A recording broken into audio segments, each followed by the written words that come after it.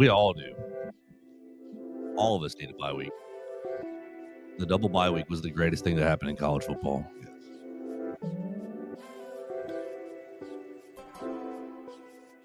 Is it better than the playoff? This is the Joe Gaither Show on BamaCentral.com.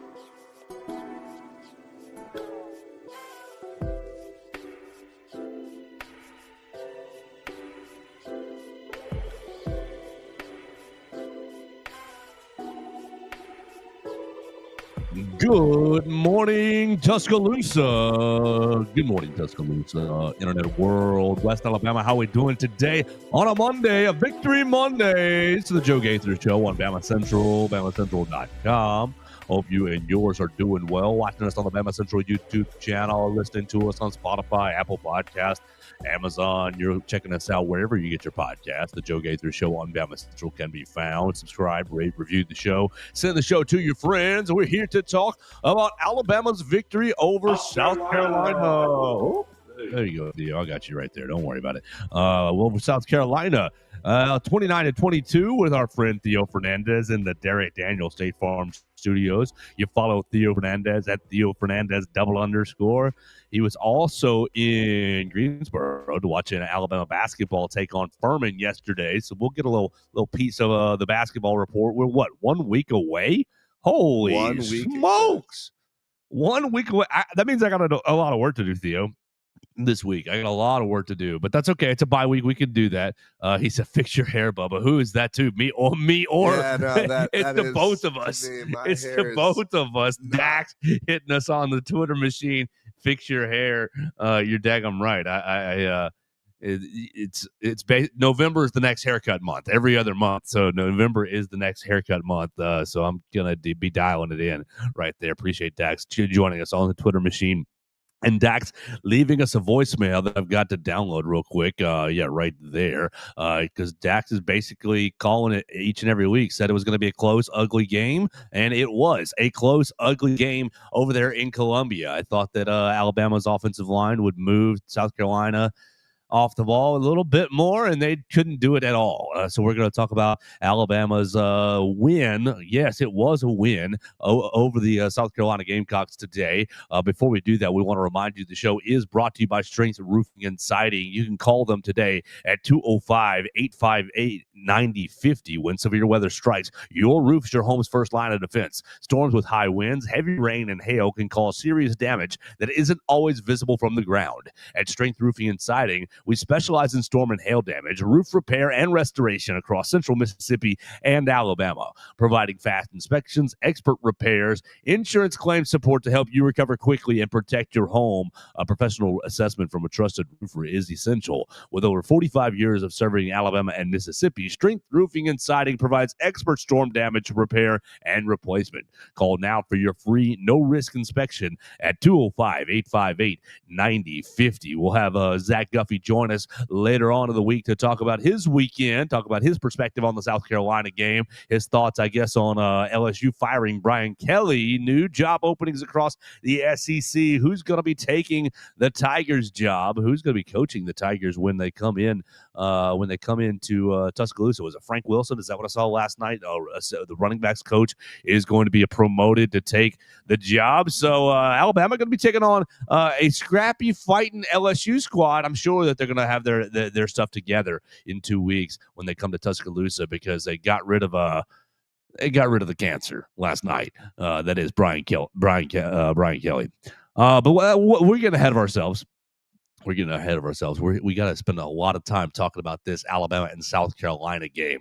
So with that, good morning, Theo Fernandez. Follow him at Theo Fernandez _. How we doing today, sir?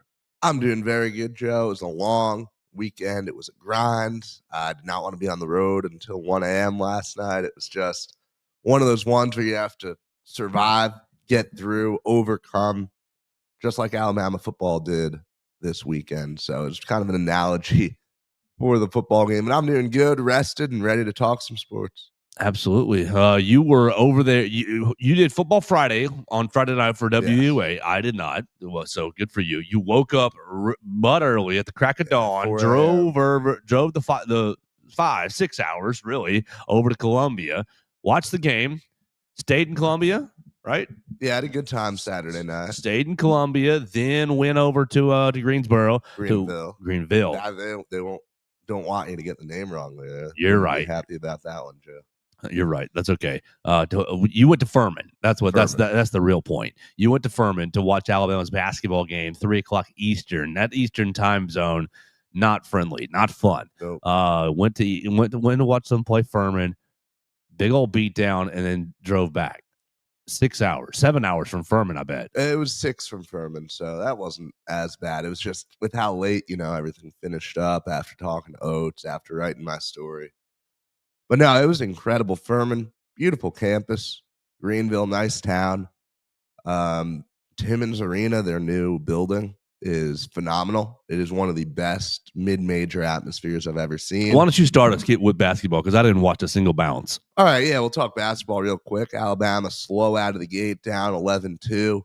Nate Oates gets those guys under control. And, it was a somewhat underwhelming performance, I'd say, to an extent, just because Alabama did some things that allowed Furman to hang around in the game.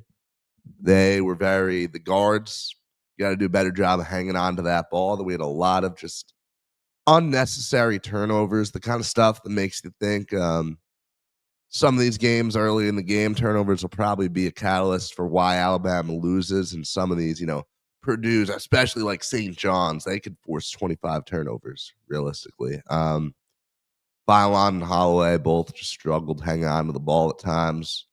Latrell Wrightsell back on the court was a beautiful sight to see. He went out, gave us 12 points. Not the best shooting day, but just aggressive. Like, he is the same player that he was in 2024. He was picking up guys full court defensively. He was fighting his way to the free throw line. The whole team did a great job. Going, I believe, 17 of 18 from the charity stripe in the second half. Just a gritty performance from the team, in a game where Furman was really within striking distance up until the final 6 minutes or so. So you can't really be that upset with Alabama's performance, in a preseason exhibition in a very hostile environment. Furman, the abbreviation is FU. So pregame, they had a whole FU chant, and it was pretty fun with it clearly being directed at the Alabama players. It was nice. It was a nice atmosphere, and tickets for that game were about $250. What? Yeah, because it was Furman's homecoming and the first game in this new arena, and Alabama coming. So if you were at that game, you had to be very, very passionate about it. 15 turnovers I'm seeing now for the Crimson Tide. That's not awful, but not good either. We want to keep that number at basically 12 or fewer. We really want to keep it at 10 or fewer on the day. LeBaron, Aiden Holloway, and Latrell Wrightsell and Amari Allen all hitting double-digit scoring for the day. 3-point shooting, 9 of 26, 34%. That's okay. We want to get to about 40 would be better. 40 would be better. But not horrible. I mean, nice to see Aiden Holloway 4 of 9 after his first outing against Florida State. 4 of 9 from beyond the arc. Yeah, and he started 4 of 4 and then just went cold. He's such a streaky man. That's the thing that concerns, because he was lights out. He had 16 in the first half, ended with 18. Wow, such a streaky man. Phylon was kind of the other way around. Phylon was kind of just letting stuff run through Holloway in the first half, and then I think one of the coolest things to see in that game was just the way that, okay, Holloway's cold, Phylon just instantly flips that switch, and all of a sudden he's doing his usual things, running all over the court.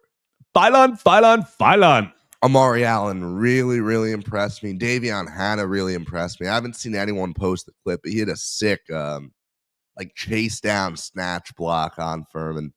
Oates has talked so much about him being a superstar defensively, and he said best defensive player on the perimeter since Herb Jones.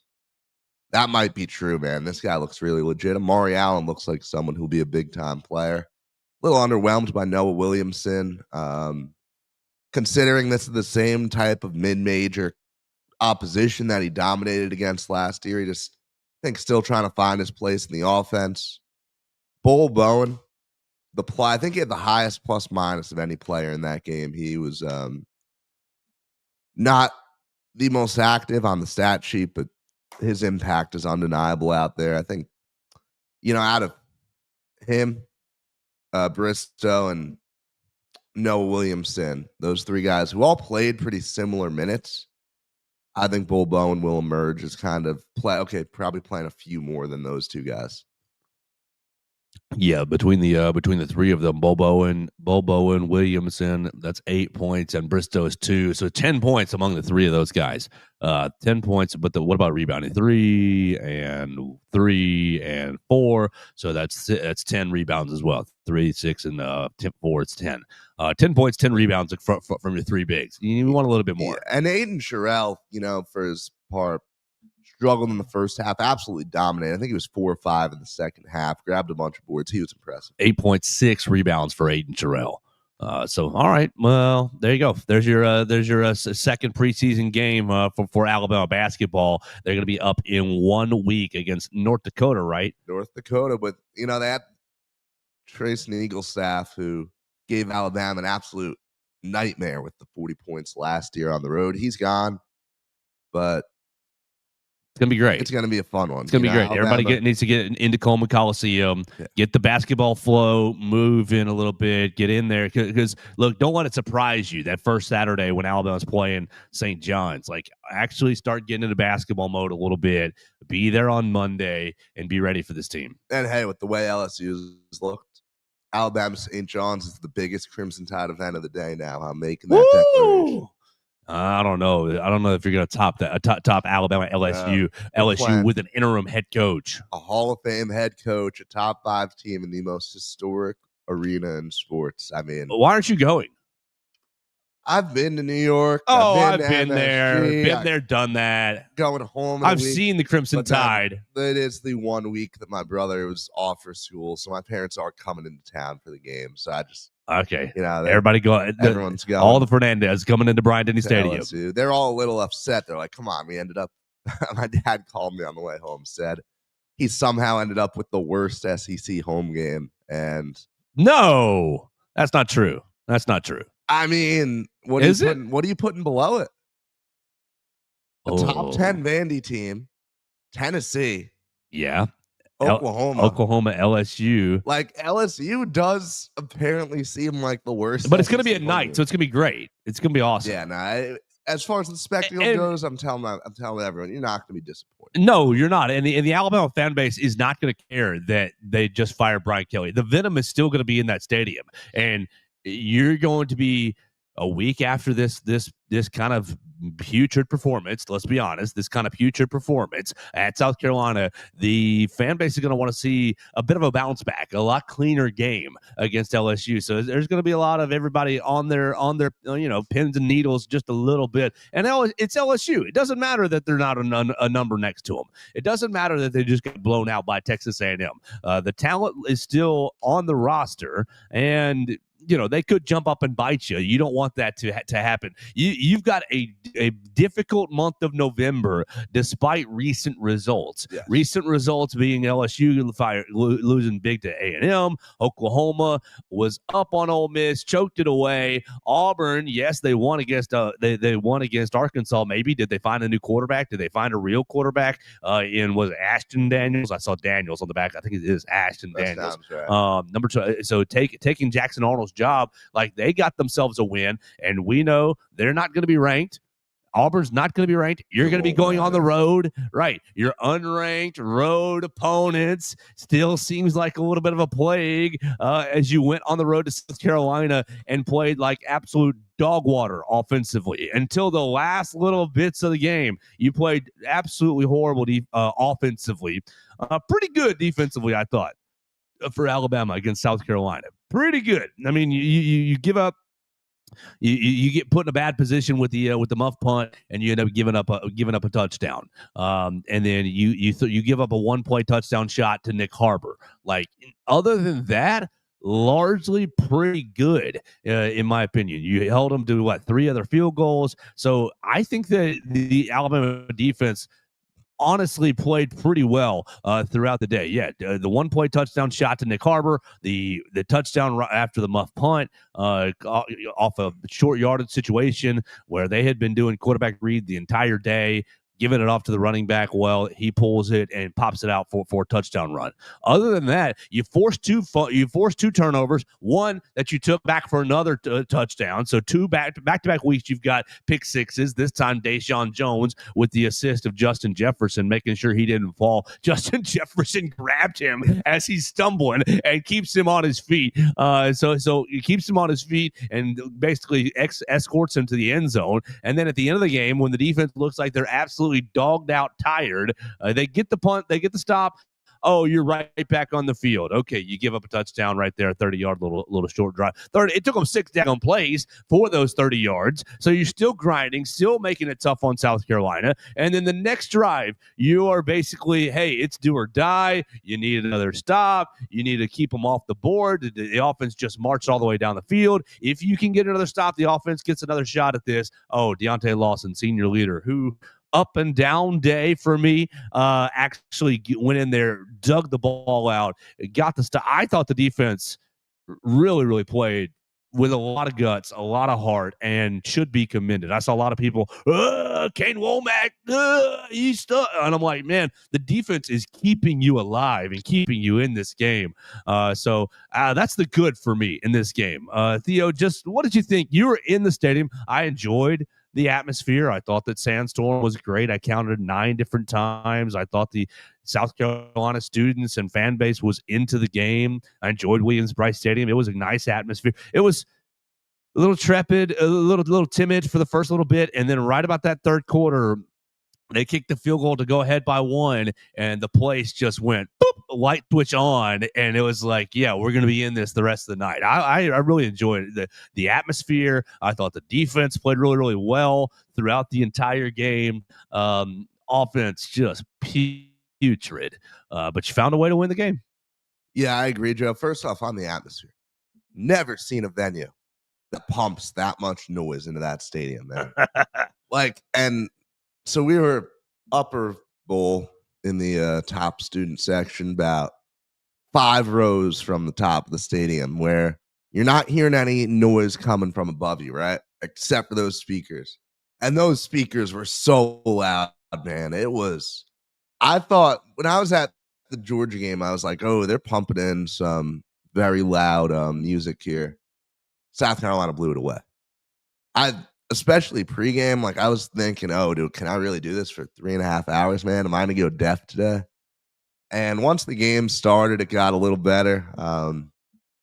Maybe I just got used to it. Probably should get my hearing checked. I've been talking very loudly the past couple days, but what? No, they were very, very loud, and I was impressed, especially considering that about 60% of their university is from the state of New Jersey. I was very blown away by how loud they were once that game became good. Because early in the game, I was noticing, okay, first down, second down, third down, they play your little rooster noises, and, it just explodes. It starts going crazy, and yeah, here comes the rooster. That was cool, yeah. Just all Alice in Chains.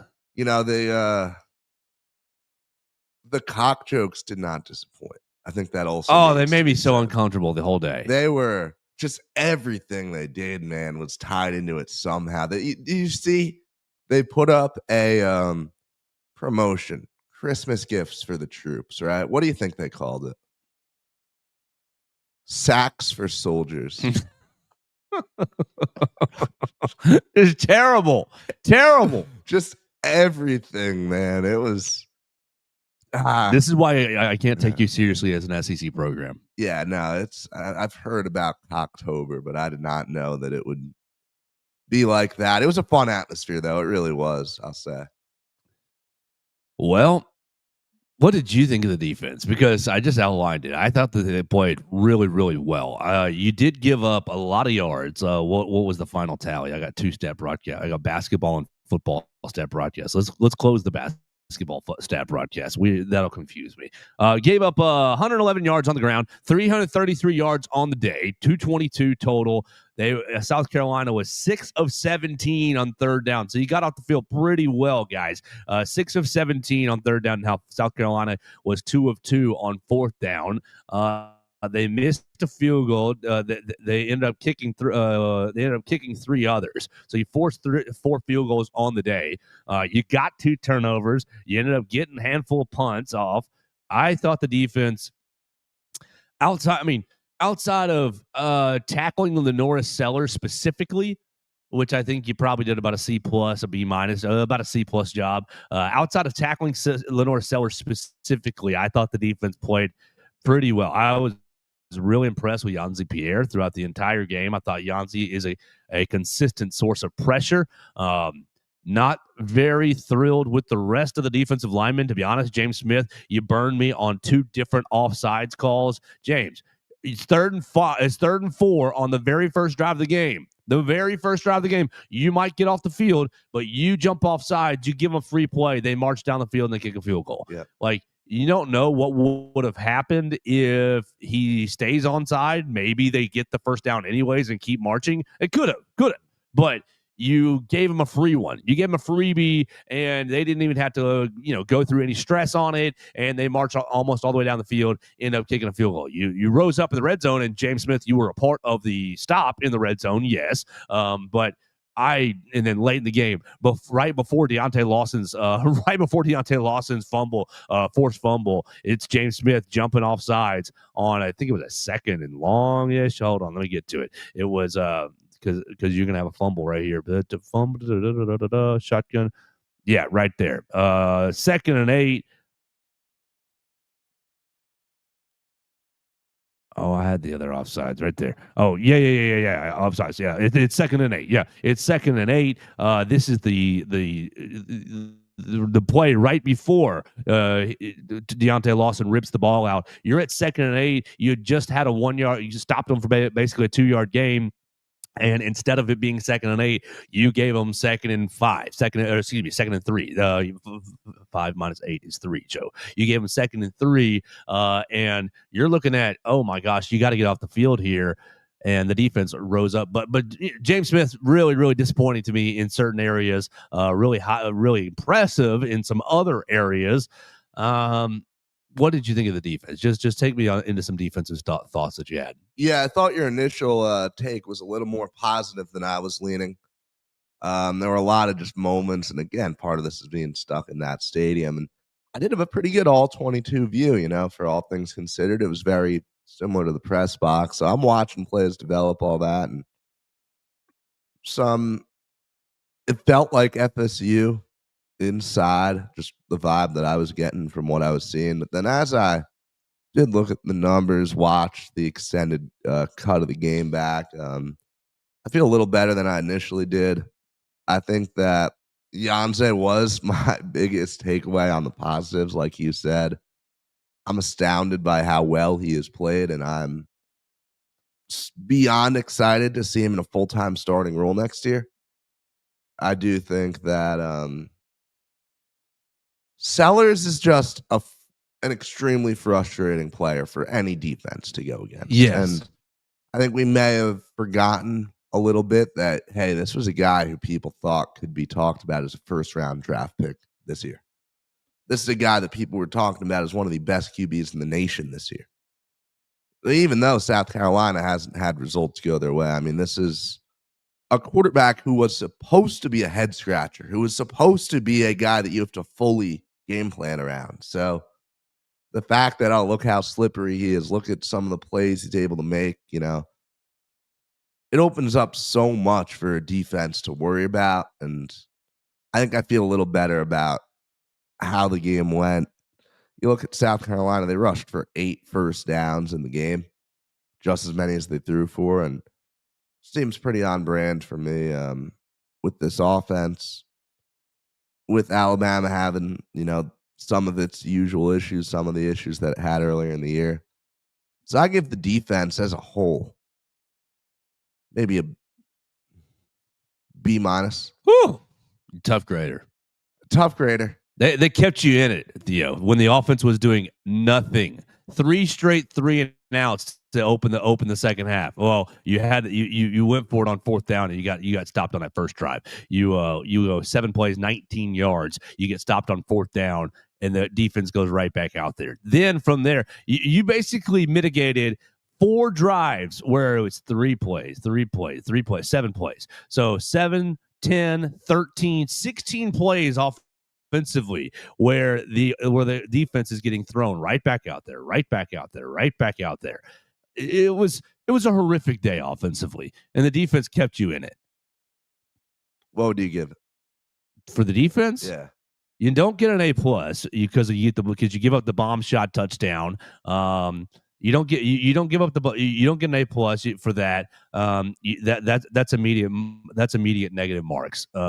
So that's where I start. The bomb shot touchdown to Nick Harbor sudden change. You give up fourth. You don't get it on fourth down.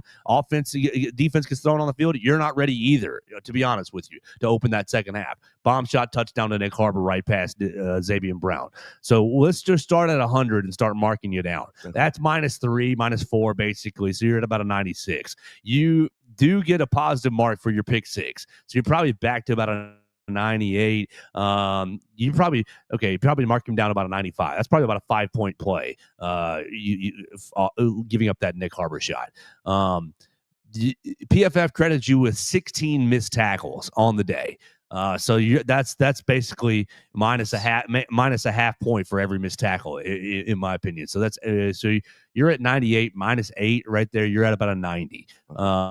You get +3, +4 for this fumble that Deontay Lawson got in crunch time. So you're probably back to about a 94. I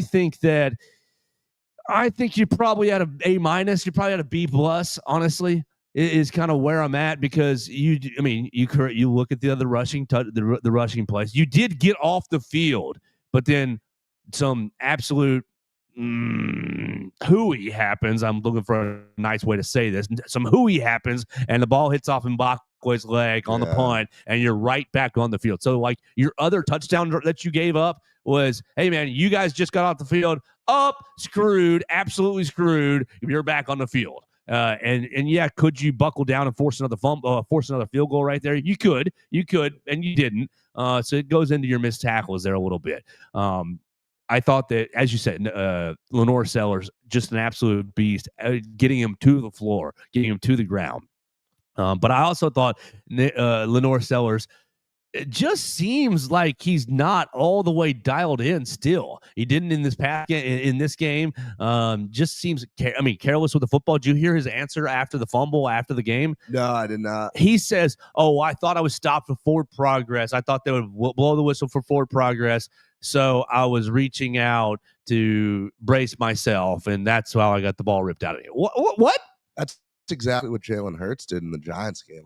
Y'all got screwed. Yes, we did. The officiating in this league, in both leagues, is just disgustingly bad. And I'm not going to sit here and talk about, rigged this, rigged that, but it makes it look very rigged when offensive pass interferences are happening on key third downs and not getting called. And the team that was a 6.5-point favorite that Las Vegas got all of their money put on this past week with the Baltimore Ravens, like, it just makes it look shady. And same thing, I'm sure everybody was betting on the Eagles after losing to the Giants 2 weeks ago. Forward progress is stopped for Jalen Hurts. That wasn't a fumble. It was a fumble.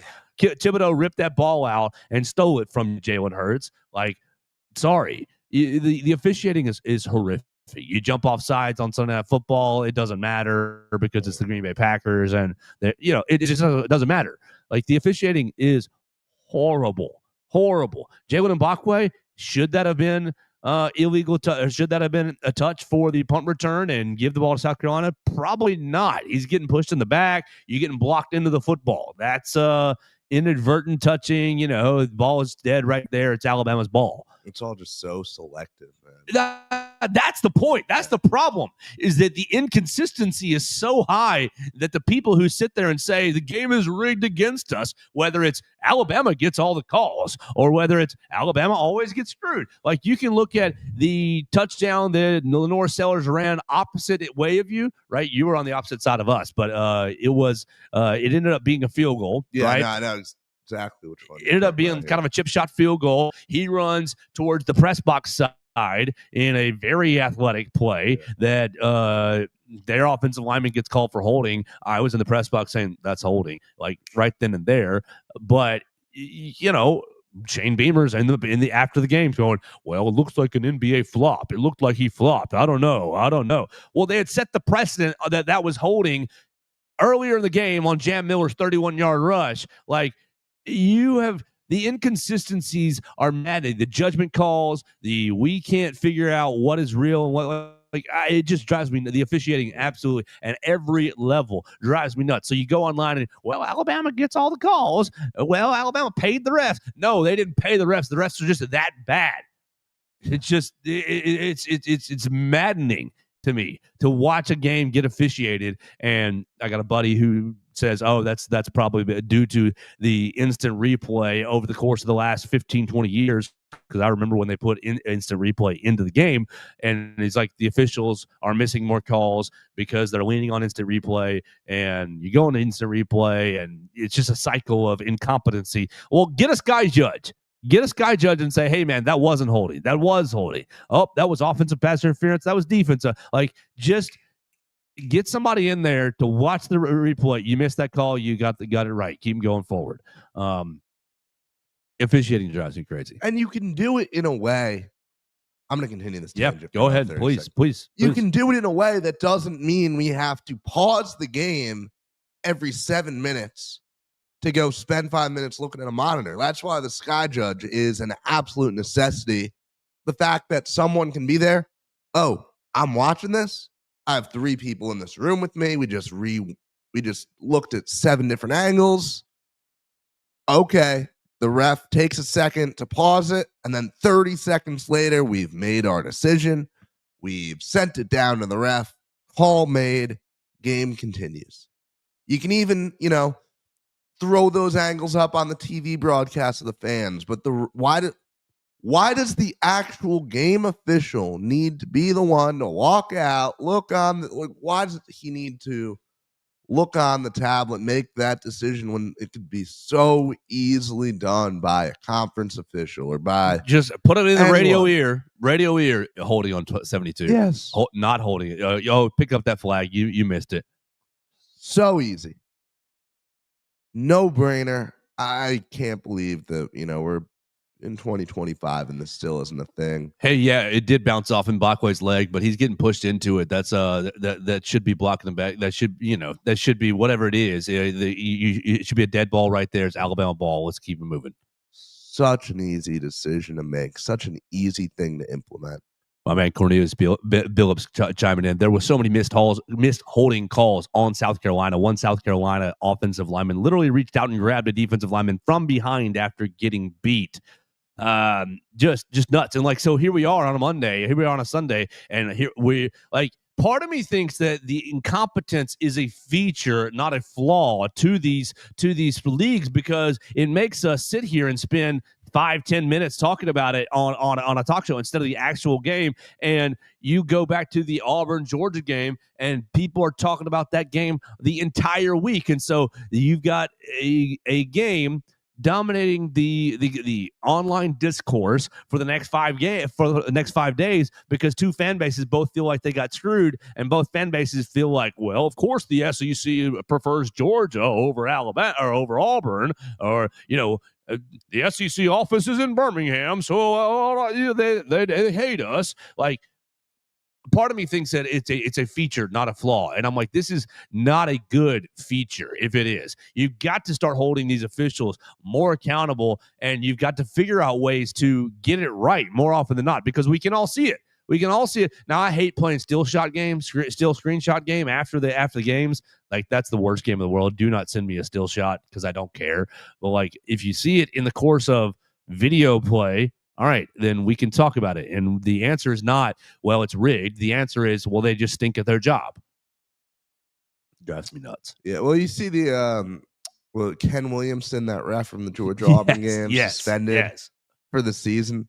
This is also a guy who said he was going to retire at the end of the year, so they basically just forced him into retirement after that performance, which that's not something that you see happen almost ever with a ref actually getting suspended. them saying, yeah, you can't do anything. It almost never happens with the league. So maybe that's a step in the right direction. I don't know. It All right. doesn't fix the inherent issue, but So you got any more defensive thoughts, Alabama's defensive thoughts? Because I thought the Alabama defense played pretty daggum well throughout the night, just going back out there, answering the bell. Yeah, I do see 16 missed tackles on the PFF sheet, and I think that's not good. You got to be better than that. But I also think that Lenore Sellers is an absolute freak of nature and hard to bring down. Deontay Lawson through the night, 4 pressures, 1 forced fumble. He gave up 1 reception on 4 different targets, 7 tackles, broke up a pass. I thought Deontay Lawson is looking better and better, looking even almost better than he's looked before he got hurt. Like, he's not quite better than that, but I do think he's close to, is he better than he was before the ACL injury? Like, he talked about it after the game, talking about, I know I've been disappointing this year. I've been disappointed in myself this year. I'm still getting better, but I just know that I got to keep going out there every time and just give it my best and trust the process, trust the results. I think, he had a couple times where he could have brought Lenore Sellers down. Absolutely. He definitely had a moment where he almost sacked Lenore Sellers that turned into a positive gain. But I think that Lawson is continuing to come around and continuing to grow post ACL injury. And I just cannot commend the final the final forced fumble enough. It was just so senior leader. It was so heart, so guts, so you had to have it. Somebody's got to step up in the big moment. Who's going to step up? It's your man Deontay Lawson. Agent Zero gets in there, forces a turnover, and he goes over to Tim Keenan. You may not have seen it from where you were up in the upper deck, but the ball is like under Tim's hip, and Tim doesn't really see it. And Deontay is like, hey, he like gets down on on his knees, and he like, hey, and as soon as you see Lawson's head, like he's yelled at him, like he's hollered at him, Keenan responds and corrals the ball, and they both get it together. It's like I don't even think that Keenan realized he fell on the football. And so Deontay Lawson not only ripping it out, but saying, hey, buddy, it's under you. It's under you. It's under you. Get secure it. And then they come up with it. We got the ball and march down and score. We'll do the offense in a minute, but any more defensive thoughts for you? Yeah, B- was a little harsh. I'll bump it to a B. Like you said, impressed by Lawson. Also, credit where credit's due. I did not know Justin Jefferson had the ability to hit someone like that. He's getting better too. That was an absolute shot. He is. And hey, if Pavi is successful in getting another year, we got another year of Justin Jefferson. I also had forgotten about the muffed punt. That does put the defense in a very bad situation. So, all right, you're still digging. Yeah, you're still digging, trying to give the offense like you're down 1, and you're still digging. You get off the field, and hey, buddies, you're right back on the field. Yeah, it's a solid defensive performance. I'm giving them a B for their job. There we go. So we'll disagree just a little bit, but we're in the same neighborhood. I think I'm going 89. I think that's where I'm gonna settle you out. 84. Yeah. I think that's not too bad, really, defensively. Let's go to the voicemail line. I pulled up Dax's voicemail, and yes, Dax was absolutely correct. Calling this on Friday, on Football Friday, saying it was going to be an ugly, ugly, ugly game, and it was. Here we go, Dax voicemail right there. So you can call at 205-462-7340, extension 800. To leave your thoughts on the game, to leave your thoughts on the season, to set us up for next week against LSU. Whatever you want to get into on the voicemail line, we will respond to you. Here is Dax and his thoughts after the game. What's up, guys? It's Dax. I told y'all it was going to be close. I just had a feeling that we was going to be sleeping and that Lenore Sellers was going to be great value Cam Newton this game. We could not tackle that man. We had him down in the backfield like 4 or 5 separate times for what I can remember, and he just slipped 5-6 yards, first down, so many times. Lenore Sellers is that entire team. He is so freaking good. But you know what? The the offense couldn't get anything going the whole game. Our first down happened in, like, the second quarter. And then, like, I think there was, like, 7 minutes and 40 seconds left in the third quarter, and our running backs only had 7 carries. That's how bad the running game was going. Like, we got away from it, but I completely understand getting away from the run game because we had, like, 15 rushing yards going into the third quarter. Wow. Everybody was saying that South Carolina offensive line was terrible. I don't know where they got that idea from, but honestly, I think South Carolina has been prepping for us for like 3 weeks now. Wow. That was a game, boys. That one was tough. Ty Simpson, that was the first time this year that I've seen him rattled besides Florida State. But, Florida State was understandable. This one, he had Jeremy Bernard on it wide. Like, Jeremy Bernard would have scored a touchdown had Ty Simpson just, not floated that ball over his head. But you know what? I guarantee our players saw the entire student section running down to the field to watch them rush it. And as soon as, like, the second that those players, not the players, it's the second that those students hit, like, the standing section on the ground at field level, our entire team just turned it on. Like, Ryan Grubb really got in his bag on that last drive. Pulled the drive before to tie it up to make it 22-22, deuces everywhere. Man, our offense started kicking it in gear right there. And then to cause that fumble, that was just maybe the greatest play of the defense by far this year. Deontay Lawson was awesome. And then Tim Keenan fell on it and just swallowed it up with his gut and didn't even realize it. That one was funny. And then we went down and they let us score for some reason. I don't know why. I'm kind of glad they did because I don't want to put anything on Connor Talty's shoulders. Like, I understand he's perfect from within 40, but do not put the game on our kicker. And thank the Lord we didn't do that. Thank you, South Carolina, for letting us score on that one. That game gave me a heart attack, but you know what? Found a way to win against an unranked team on the road. Woo! Oh, man. 2-4 against unranked teams on the road now. Let's go. Roll Tide. All right, boys, I now have to play the third round of a really big disc golf tournament in Florence in the rain. So I hope y'all have a great Monday. Roll Tide. Roll Tide. Dax joining us on the voicemail line. I hope you did really well on your disc golf tournament. He texted me midday yesterday. And Theo, I was like, after we drove back, I was like half asleep the rest of the day. And he's like, yeah, y'all need to start listening to me. And he's right. We need to give him some more credit. The only thing that on his voicemail that I disagree with is the only one thing. It was his take of, I think they were prepping for us for the last 3 weeks. They didn't just not prep for LSU and just not prep for Oklahoma.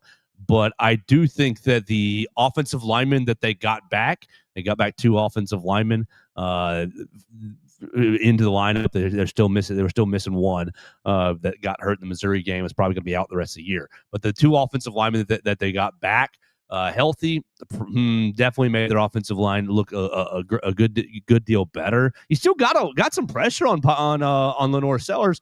You just really struggled bringing them down.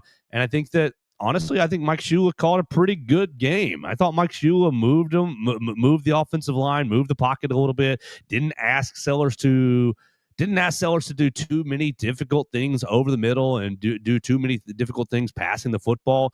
I thought Mike Shula called a pretty good game.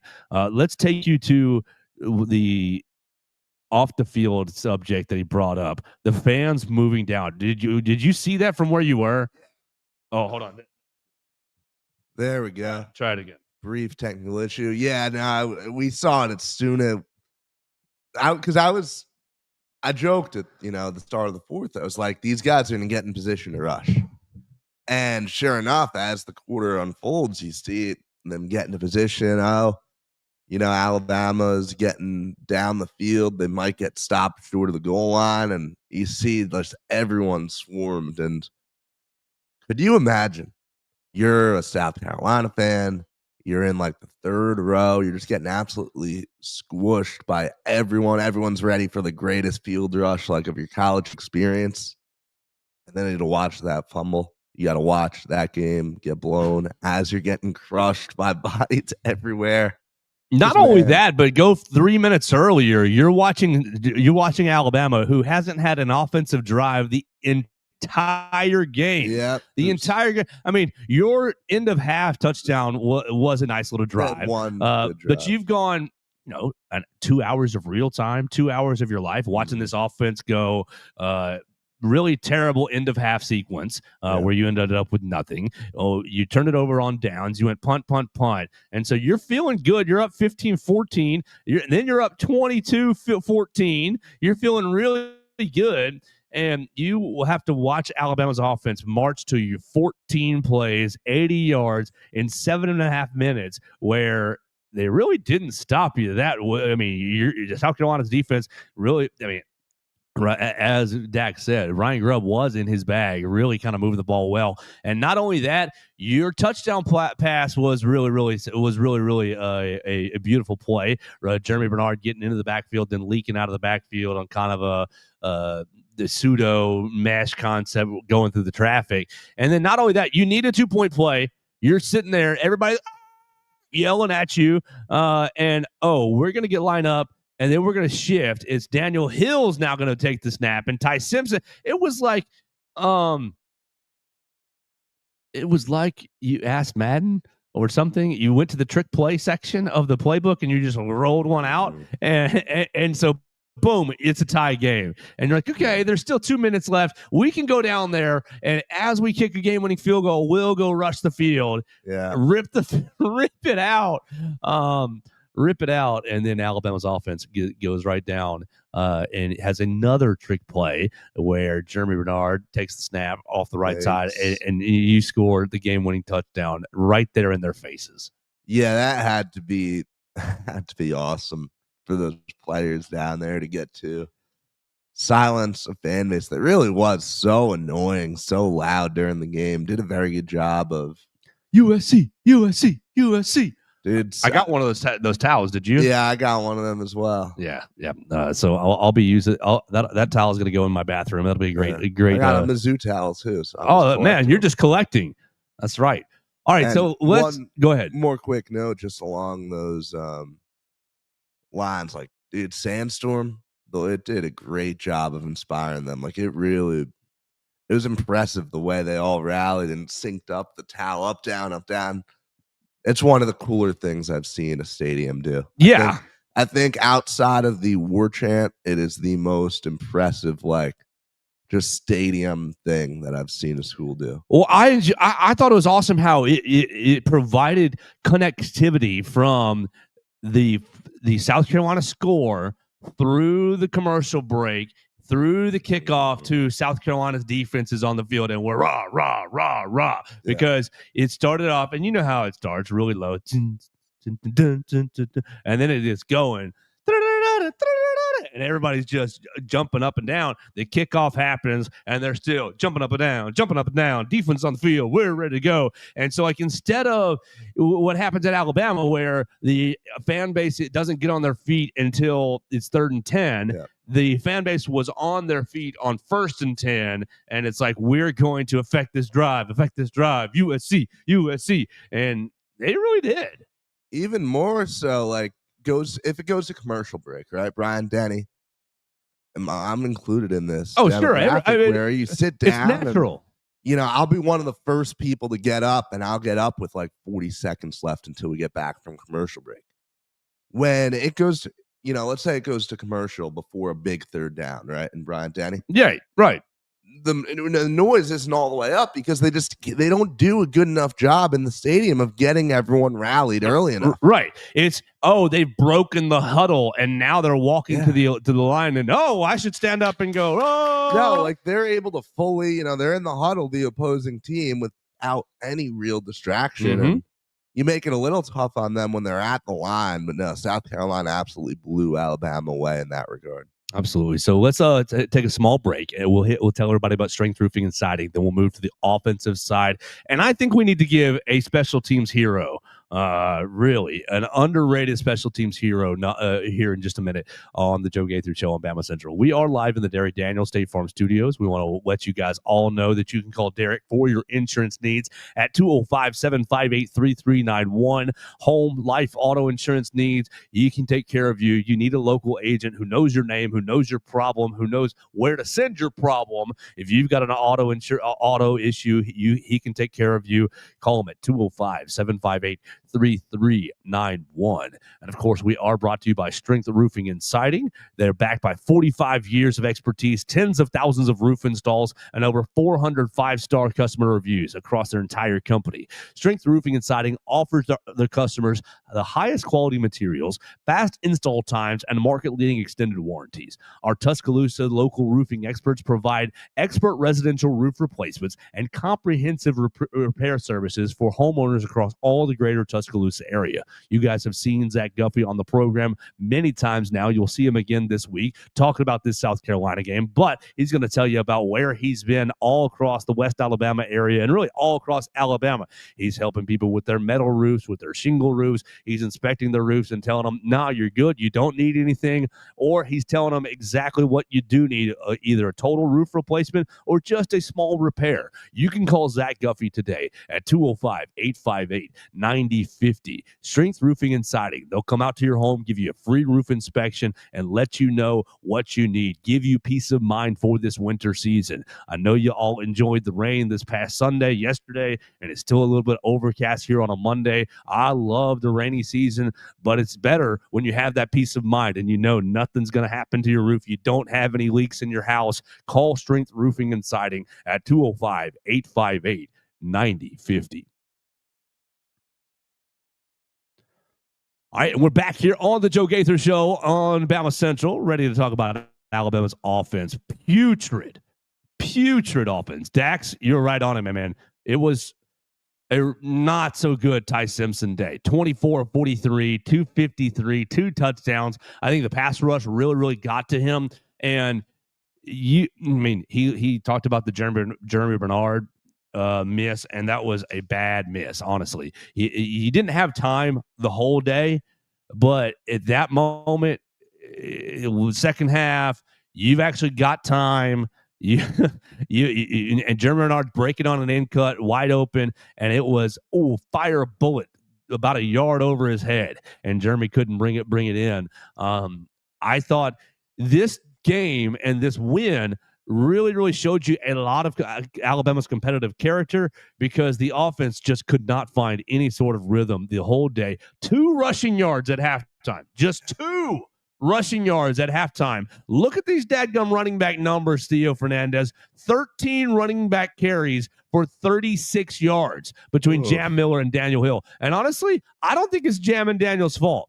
I mean, yeah, they can probably be a little bit better, but the offensive line, golly, everybody's been asking, why are we rotating the offensive line so much? Yada, yada, yada. And like part of it is, I think, to avoid transfer portal defections next year. But I think the biggest part is you've been looking all year long which group of offensive linemen are going to be able to block the athletes on the other side. And I think they struggle with athleticism all year long. And they especially struggled with Brian Thomas Jr. and Dylan Stewart's athleticism. Montel Goodwine, former Alabama defensive lineman, was highly effective as well in this game, making some noise. I think that the Alabama offensive line, oh my gosh, it was really not good on this day. Yeah, you didn't have Geno Vandermark. He was listed as game time decision, never came into the game, was dressed out, never came into the game. I haven't thought that Geno Vandermark is the missing key. I think Jaden Roberts played fine. Jaden Roberts played all the snaps at right guard this past week. Jaden,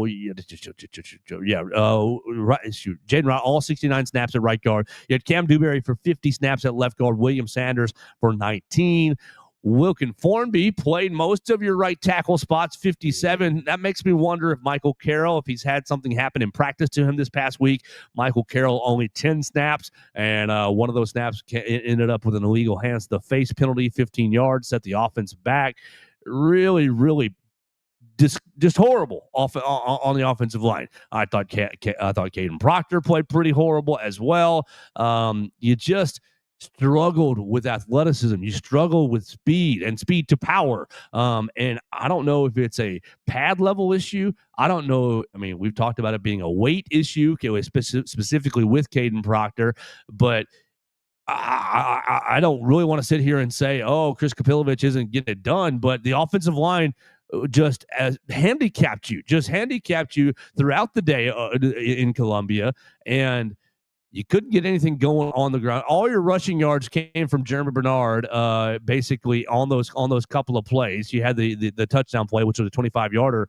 He ended up having a couple negative yard rushes as well. Ty Simpson got 13 yards. I mean, you tried the Caden Proctor play, which, come on, let's not do Caden Proctor in the offset in the shotgun. That's we love you, Ryan Grubb. You had a great game. You had an okay game. You had a great finish. We'll say that. But that was an inherently not smart call, in my opinion. The offensive line had pressure, or excuse me, had penetration, and Caden Proctor wasn't able to get going in the offset in the shotgun.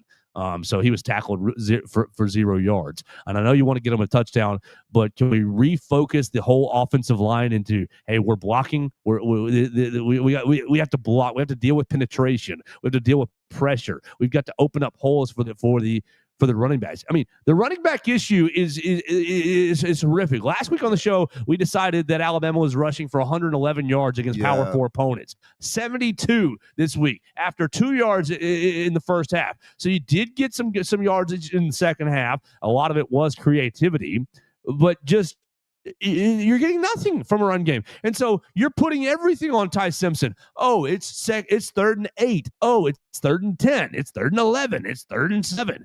Ty Simpson save us. Oh, we're going to watch the defensive linemen set their ears back and pin their ears back and try to get after Ty. And, well, Wilkin needs a little help on the right side. And, Caden Proctor can't deal with speed on the left side. And, you got a little penetration through the middle or a twist stunt that happens. Like, the offensive line is so gettable right now. And I know LSU's not had a great season. Their defense is still really good. I know Oklahoma lost this past week. Their defensive line is still really good. Auburn's defensive line is really good. So you've got to have 3 really challenging defensive fronts to face over the next month. I don't know what it is, but you got to figure it out. I'm going to take it to Chicago just a little bit here. On Chicago's bye week, Ben Johnson fixed the running game. They've been running the football better after the bye. Whatever happens this week, guys, Chris Kapilovic, Ryan Grubb, Kalen DeBoer, you got to figure out the offensive line. You have to, because it is putting a huge strain on Ty Simpson. It's putting a huge strain on the wide receiver room. The wide receiver room that's beat to hell. Isaiah Horton gets hurt in the first half and doesn't really play in the second half. Ryan Williams has been battling small nagging injuries throughout the whole year. Lozier Brooks didn't even make the trip, either sick or an ankle issue or a thigh bruise. He's dealing with some sort of something. Thankfully, it's not major. But the wide receiver room is beat to hell. Derek Meadows goes down for 2 weeks. Like you just take your pick of the wide receiver room. Somebody's dealing with something, and so you're putting a huge strain. I mean, your tight end group. Danny Lewis can't stay on the field. Josh Cuevas, I like you, but outside of him, what do you have? You have a lot of potential in Caleb Edwards, who dropped a critical pass against South Carolina.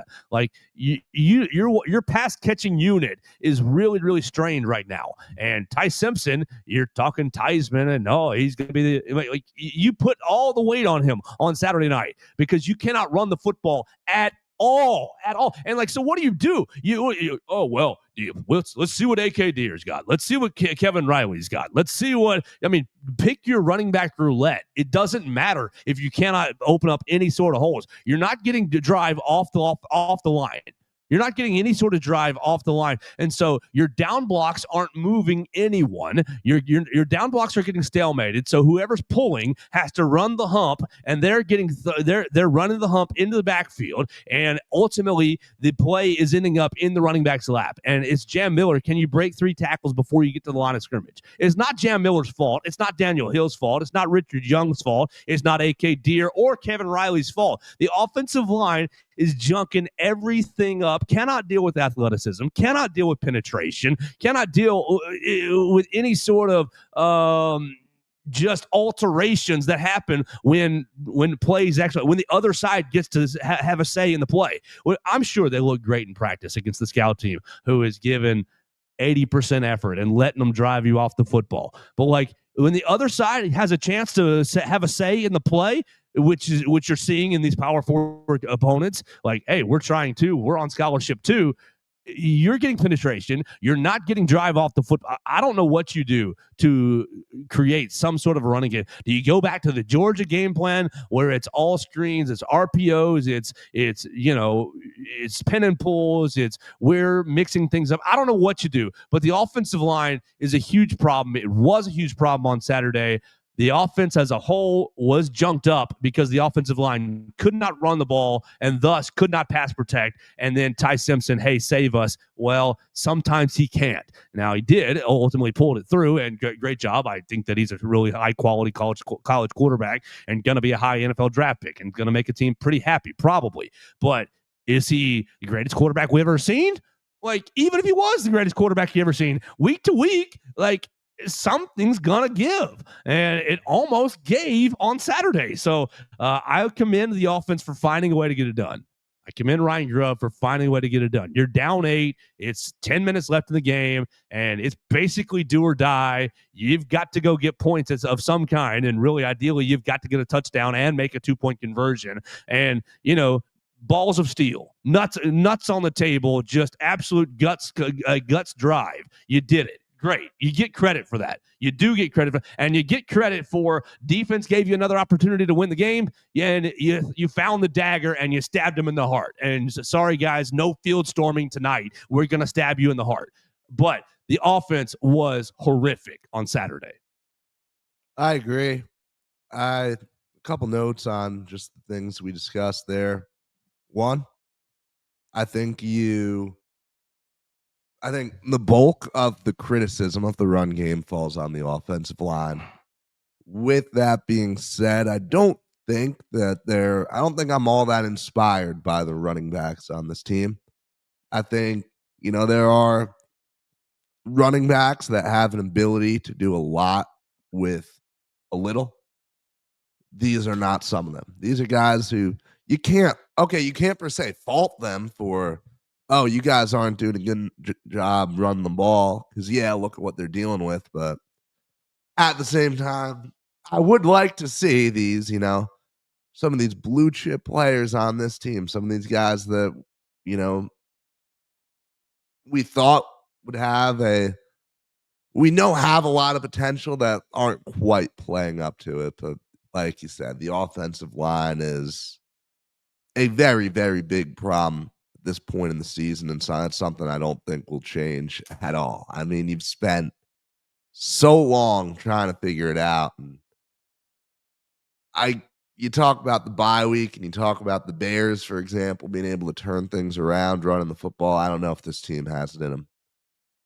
I just honestly don't. I look at these front sevens that you're going to play with. I look at some of these guys on the teams, like, going on the road, hostile environment, Auburn. You got a talented front seven. You got Falk there. How much success are you really going to have running the football? I mean, that game's going to be 10-7. It feels like it, right? Ty Simpson's going to have a Bryce Young drive to win it late. So I just very concerned about the run game. I'm officially at the point where it's alarm bells. All alarm bells. Bing, bing, bing, bing, bing, bing, bing. Like, this week, you've got to figure. Like, I know they've got today off. Great, enjoy. The team needs a daggone bye week. You went through a crazy stretch of football games. You deserve it. Yeah, like, I'm not going to sit here all ball all the time. Oh no, you gotta ease off the tank just a little bit. But like, just because you're easing off the tank doesn't mean everybody gets pizza. Doesn't mean everybody gets pizza and chocolate cake. Like, I'm sorry. Like, you just enjoy the whirlpool. Right, enjoy the whirlpool. Everybody rides a bicycle. Make sure that they're keeping loose. Like, no contact. Okay, we'll give you that. But like,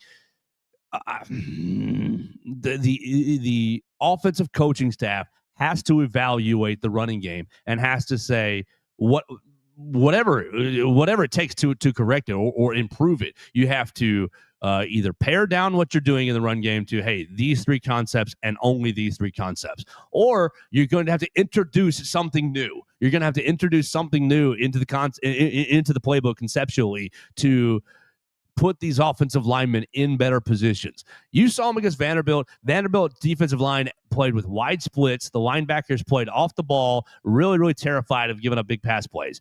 I don't know how terrified you are of giving up big pass plays right now because of Alabama's inability to throw the football down the field. And I don't think it's I think it's a little bit of a Ty Simpson accuracy issue. I think it's a little bit of a wide receiver and Ty Simpson not always on the same page on the deep balls as far as timing goes. I do think Ty's got the arm for the deep balls. I do. I think he can absolutely deliver a deep ball. But as far as, does the group really have the amount of repetitions with Ty throwing down the field? I don't know about that because South Carolina, you saw it from where you were. They're playing single high basically all dadgum day. And they said, Jeremy Bernard, if you want to beat us on a 9 route, you can. Good luck. We'll see what you. And Jeremy did a couple times. Ryan also did a couple times, but you're 1 of 9 on shots down the field. Yeah. And you can say, go back to our officiating rant. You can say, oh, that should have been pass interference. A couple of times, maybe I think could have been, might have been, could have been. It's always could have. But you can't rely on that. You can't say, well, they're going to throw a flag. Like, you got to start completing some of these balls to loosen the coverage and to make them. Right now, I think the defenses think, well, Ty's going to tear us up in the intermediate game, so we're going to have to force him into something different, right? We can't sit back and let him have the intermediate game. We haven't seen Alabama really get you in the deep passing game. They can't run the football right now. These defenses that you're about to go up against are going to clamp down hard and say, hey, do you want to run it into loaded boxes? If you don't, if you want to throw it over the top, we're going to blitz the ever-living mess out of you, and we're going to make this offensive line protect, and we're going to see if Ty and the wide receivers can actually be Superman and get down the field on some big shots, which they haven't done this season. Now, first of all, South Carolina, credit where credit's due there. So their DB has made some incredible individual plays on balls. It was a very impressive performance from that DB room. But I don't want to knock the passing game too much because you do look at the situation you were put in. Look at Lazir Brooks. If you talk about how valuable a guy is for your team, this speaks volumes, I think, that, the gap between him and the guys behind him in the depth chart really is that big. Horton played, 17 snaps? Roughly, yeah. Not a lot. Got hurt. Get a target, even when he was out there, wasn't really doing much. It was, didn't have a lot to work with there. You didn't have as much as you should, but at the end of the day, I'm looking at that number right now. Bernard, 14 targets, 5 catches. There's no way to sugarcoat that. It was not good. And some of it's on Ty and some of it's on Jeremy, but and this is just, I don't know. I feel like this is a performance that could be concerning, but I also just look at it as on the road, rough environment. You've done so much incredible things offensively. You're beat down. You're going into a bye week. You're injured. I'm just don't see all that much cause for real concern out of the passing game. I think I have pretty strong level of confidence in you rest, you get healthy, you introduce some new things during the bye weekend. You pick up right where you left off against LSU. I think that's where I'm at as far as the passing game goes. The running game's a whole other animal. I also want one quick other note on something you said earlier. Please correct me, disagree with me, whatever you like, man. I don't think we're allowed to be critical of the Caden Proctor shotgun run. We can't sit here and praise, look at these incredible things Ryan Grubb is doing and then be mad about, the crispy package there. First of all, something that had not failed to that point, right? Second of all, if we're going to talk about, oh, look at these, why are we doing this? It's a dumb decision. It's not really all that smart of a decision to give the ball a shotgun snap to your receiver and have him run away from the center of the field when you could have very well been setting up a field goal. Like, that's a recipe for disaster. You set Connor Talty up with a 44-yard kick from the right hash. Like, I think objectively the smart move is, run this thing up the middle, make it 40 yards up the center. Even the 2-point conversion, like, that is a freaky thing to run on a play. Here's my issue with the Proctor play against those other, in juxtaposition with those other two. Let's hear it. Just put him in the Wildcat. Just snap it straight to him. Just snap it straight to him, because you don't. He has his lateral ability from I'm offset in the shotgun.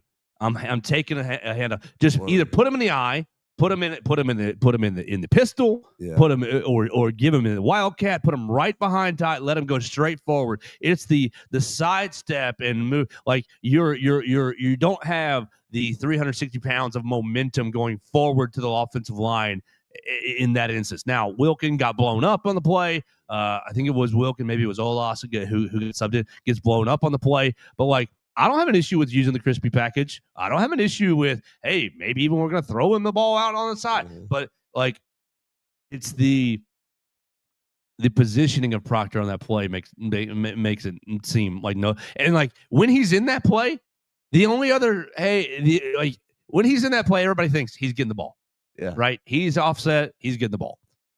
You could have faked it and run a real play. That might have been awesome. Love to see that. Right. Because as soon as Olas comes in, as soon as Jackson Lloyd or whoever else comes in, right? They had Olas and William Sanders on the left side there. And as soon as they come in and Caden doesn't move out, everybody's alarm bells go off. Oh, crispy package. Caden get the ball. If he's getting the ball, fine.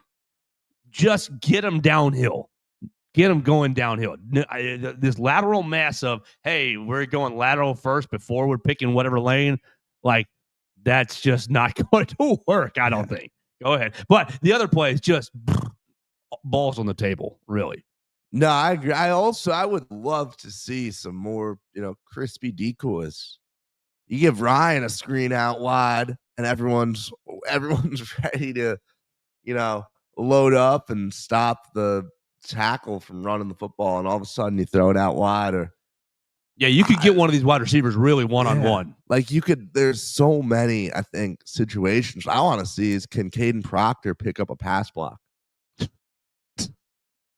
That would be hilarious to watch. But no, I think that there's a very high likelihood that we see this crispy package get expanded even more. You talk about trying to find fixes during the bye week. You talk about how can you innovate, how can you adjust the playbook, if you're operating knowing that there's a very real possibility in any given game that you won't be able to get the run game moving. Well, the crispy package is 3 for 4 on, moving the chains in big moments when you need it. Right? It's true. It's something that has worked. It's something that you can't overuse. I loved him in the offset fullback position against Vanderbilt. Loved one of my favorites. It was incredible. I thought in the Wildcat against Missouri was a little. That's like on the edge of stones. Your stones are big. You're trying something, but offset in the shotgun. I think that was horrible. I think that the screen is the one that makes the least sense. I think I'd rather just give him the ball under center. I think that is objectively what makes the most sense. If it's a play where yes, we want Caden Proctor to run this football, just let him take the snap, man. Mm-hmm. And I think that if we're also talking about the run game and its issues, I think we will see a lot more Jeremy Bernard Wildcat. I think that is something that I would want to see multiple times a game now. I think there's so much he can do with it. Whether or not Ty even touches the ball on that play, it does not matter. You have so many options on those where, we've seen Bernard throw it to Isaiah Horton for a touchdown in that spring game, right? Like, I trust that Ryan Grubb They tried to get a double pass in the Tennessee game. Yes. So I think that might be a thing that they go back to. And with how talented Bernard is, he turned that into a first down.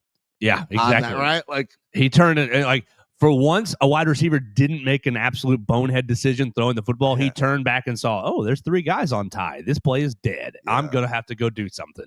I think that Ryan Grubb's probably champing at the bit right now to get some more Wildcats and all the dreaming about all the possibilities of how he can adjust for the lack of running. I have no doubt that we're going to see some fun stuff out of Alabama after the bye.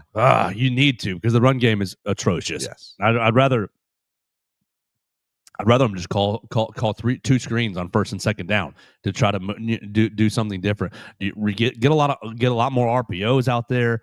I don't really know what else you do up front because you've tried almost every offensive lineman that you have. Let's go back to Dax's voicemail where he talked about Shane Beamer letting them score on the Jeremy Bernard play. And that's a weird thought in some ways, but it made sense because he said he corrected himself. Shane Beamer addressed it twice in his post-game press conference. In the first little bit, he basically said, "We let them score," and he left it dry. And I thought, you're not smart. You're special needs, buddy, because Connor Talty, how much faith? Like honestly, we're sitting in the press box going, do not leave this I'm sitting on the press. I almost say and it was in the press box thinking, do not leave this on Connor Talty's foot. We'll be going to overtime. That's what everyone was saying. That's what I'll own that. If Connor Talty kicks this ball, we're going to overtime. And so in Shane Beamer's first comments on it, he left it right there. We told him to let him score. But then he came back 5-7 minutes later saying, well, we told him to let him score if they got the first down. And then with that context, it makes perfect sense. Yes. It makes perfect sense because if not, Alabama would have probably run it twice to the middle, lined up a 25-yard field goal, and I'm feeling a whole lot better about that, honestly. The misdirection, South Carolina played that play horrifically. They all went right to the defense's right, and the play went to the defense's left. It went to the offense's right. Jeremy Bernard down the right-hand sideline. The whole play went, each side went opposite ways, and it was like, oh, now when we finally caught up with the angle, as it's 12 yards down the field, you've got the first down, and the defender just puts his hands up and lets him go down the sideline. So it did make sense. His first comments, Dax, made me think, wow, what a not smart call, what a not smart decision. But his extra context after made it make sense. Made it make sense. But yeah, I think if I were Shane Beamer, I'd be pretty upset with the defense's call or the way the defense played that play in the first 10 yards because it was 3rd and 8, 9, somewhere in that range, and you had 9 yards to stop them from getting the first down if you had played, sound defensive football and gotten after Jeremy Bernard. Right. And like, even if Bernard picks up, we picked up 6 yards here. Now it's going to be a 37-ish yard kick from a hash. Like, that is far from a gimme there for Connor Talty. And, I think it also speaks volumes to how little this coaching staff trusts him that they're going to go out and call that play in that moment, right?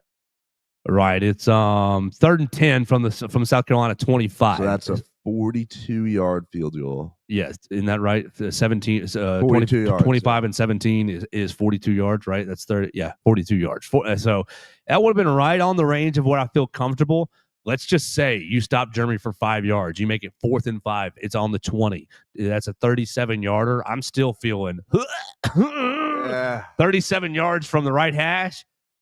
Can he make it? Yeah, of course he can. Of course he can. He should. Absolutely should. But into that student section and that moment, knowing that this guy's missed a kick in every single road game.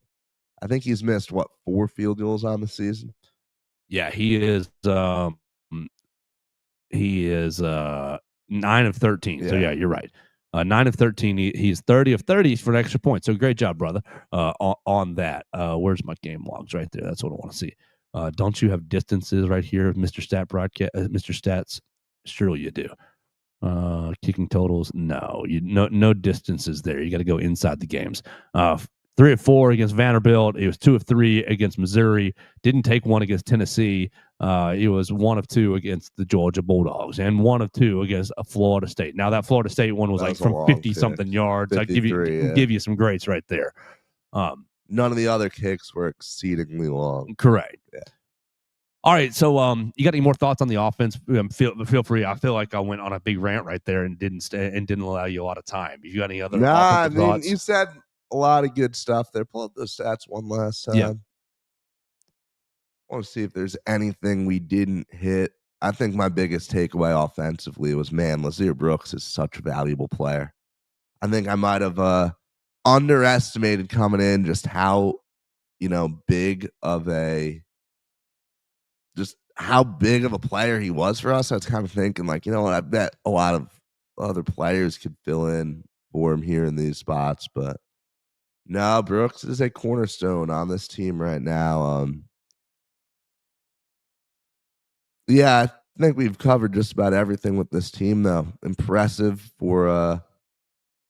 Impressed overall by Daniel Hill in the pass game. He put up numbers. Yeah, got a couple. I mean, they went to Daniel Hill on that 3rd and 20, and I really liked Ryan Grubb's creativity. They moved everybody to the left hand side, and it was just Daniel Hill on the right side. So it was 1-on-1, and it was basically a 8-yard hitch that, hey man, if you can bust this one tackle, we'll get a first down, and he did.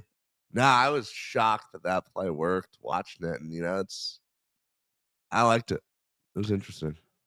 All right, so the last little bit for me today is on, where is it? Right there. My man Blake Dowd. For all that we have talked about special teams this year, and we have, Blake Dowd, it was his best game in an Alabama uniform.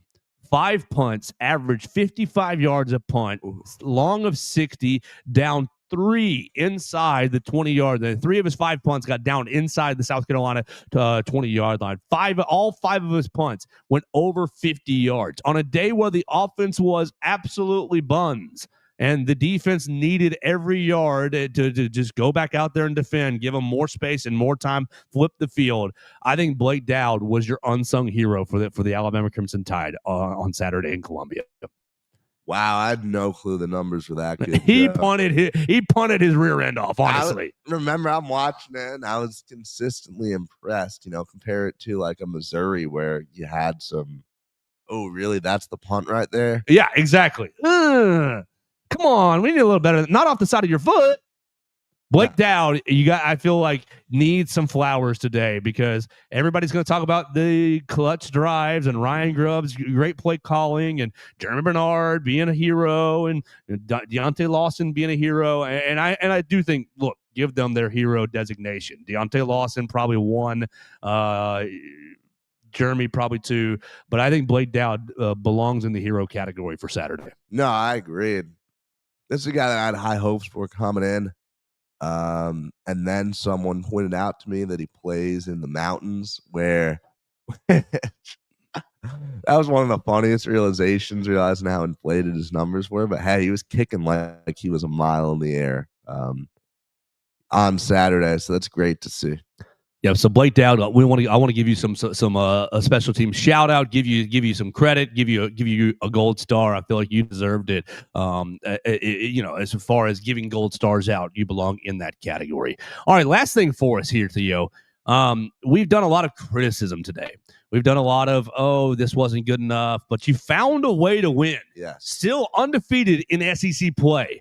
Found a way to win, and go back and look at every single time Alabama's won a national championship. Basically, every single year, there's been an ugly performance. There's been an ugly game. There's been you shouldn't have won this game, but you did. You found a way to win it.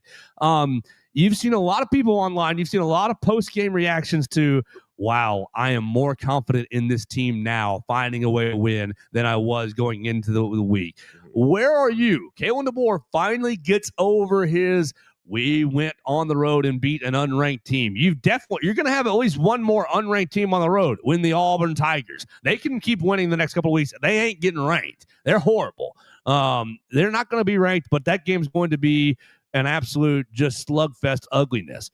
Where are you with this team? Where are you with the hopes of the season? Because it's you and it's Texas A&M right there on top of the SEC standings, and A&M absolutely just bludgeoning to LSU. They said Death Valley, so what? They beat the absolute mess out of LSU. And so A&M, the rest of their schedule for A&M doesn't really look that difficult. So where are you with Alabama? You've got 3 teams that everybody on paper is going to say you should beat Oklahoma, you should beat LSU, you should beat Auburn. Everybody's got you on paper as being the favorites in those games. So you should be making your Christmas, your early December plans for the SEC championship. What do you feel like? Give me your overall, let's encapsulate this weekend. A lot of criticism, a lot of not good enoughs on the offense, a lot of just good enoughs on the defense, but you found a way to win in Williams-Brice Stadium. Yeah, I think no, that's not what basketball. Sorry, I got distracted by the basketball standings. Yeah, I was looking I clicked on the wrong standings. Football. I mean, I believe the one-loss teams are Georgia, Ole Miss. There it is. It's Georgia, Vandy. Ole Miss, Vandy. Texas also has one conference loss. Somehow they talk about a team that just should not be unbelievable. Yeah, and Mississippi State's up on you. What was it, 38-20 or whatnot? Yeah, late, and you found a way to come. Unbelievable lead by Mississippi State. Got to feel bad for them, man. No, A&M. But you look at A&M progressive, and they've got Missouri, South Carolina, and at Missouri, South Carolina at home, and Texas left. It'd be the most A&M thing, though, to let that Texas game late on the road be the thing that derails the season. So, is that on Thanksgiving night like it should be? Please say it is, because that is exact. No, it's on the Friday night, which is so great. Friday night at Texas. Yeah, A&M's losing that football game, man. A&M is losing that football game. But no, I think you should feel great about this Alabama team right now. I think that, sometimes it's just find a way to win, and you just beat 4 straight ranked opponents, man. Mm-hmm. It is hard to be critical about this football team right now. You have 4 signature wins over teams that are all competing for a college football playoff spot right now. Maybe not Mizzou with their injury, which was unfortunate. But now the Vanderbilt Commodores are a legitimate threat. Let's go Doors, which I love. I absolutely love. The Tennessee Volunteers, for their lack of big wins over real teams, are objectively, I think, a solid football team. And Georgia is still a national title contender. I think that, knowing that you're in a position where you just got to go 2-1 to make the SEC championship, I'm assuming. I don't know what the tiebreakers will look like, actually. It depends on the other results, really. 2-1 clinches a college football playoff spot, is what I'll say, right? Because that they set the precedent last year that if you go 10-2, lose in the SEC championship game, you won't be punished. You won't lose your spot, right? 2-1. I mean, 3-1 if you include the Eastern Illinois game to make the playoff. You lose to Eastern Illinois, you should forget it. Yeah. So you look at just what a night and day swing it was to be able to go on that drive and win this South Carolina game. True. Literally brings you from your backs against the wall. You have to be perfect after the bye to, hey, you guys got through this crazy stretch of the season. You deserve to feel good. I mean, quite frankly, this is a football team that should be in the college football playoff semifinal. Jam Miller, 3 yards. Ty Simpson, incomplete. Ty Simpson complete to Jeremy Bernard for 13 yards. No huddle, Jam Miller rush for 6 yards. Ty Simpson incomplete to Jeremy. Ty Simpson complete to Josh Cuevas for 5 yards on a 3rd and 4. Daniel Hill rushed for 11 yards. Ryan Williams caught for 11 yards. Pass complete to Daniel Hill for 5 yards down to the South Carolina 25. Ty Simpson pass complete to Jam Miller for 10 yards down to the 15. No huddle. Ty Simpson rush for 7 yards. Shotgun. Ty Simpson pass short right to Jam Miller for 6 yards down to the South Carolina 2-yard line. Jam Miller rush in the middle for a 2-yard loss. and then shotgun. Ty Simpson pass complete short left. Jeremy Bernard 4 yards for the touchdown, and then the Josh Cuevas 2-point play. Basically, puts you back, puts you into the driver's seat for the rest of this year. Yeah, John. Clutch. I'm gonna stand by that. I think college football playoff semifinal should be the bar for success for this football team right now. Yeah, absolutely. A great weekend. Finding a way to win in a very difficult environment, in a very difficult situation where your offense really wasn't playing well. And maybe it is just in case the offensive line all going to the spa this week, all just, watching some funny movies, all just, having a bunch of smoothies and right. You get that taco casa going. You're right. Maybe it is. And they'll get it going in 2 weeks right there in Bryant-Denny Stadium. You got 2 more games. 2 more big games at home, 3 total, and then you're going on the road down there to Jordan-Hare Stadium, which is going to be hell on earth. Auburn will play very South Carolina-ish. Oh, yeah, for sure. Like they will try to replicate that.